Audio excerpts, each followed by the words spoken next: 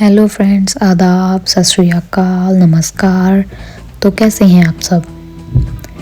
तो आइए आज सीखते हैं एक सबसे ईजीएस्ट मेहंदी डिज़ाइन, जो कि आप किसी भी ओकेजन पर लगा सकते हैं और इसको लगाना बहुत ही आसान है। तो देखिए, कुछ इस तरह से मैंने इस डिज़ाइन को शुरू किया है।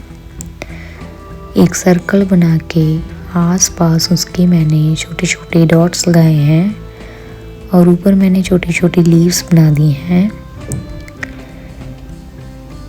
देन मैं इसको दोनों तरफ थोड़ा सा बढ़ाऊंगी और इस डिज़ाइन को हम सेंटर में कंप्लीट करेंगे।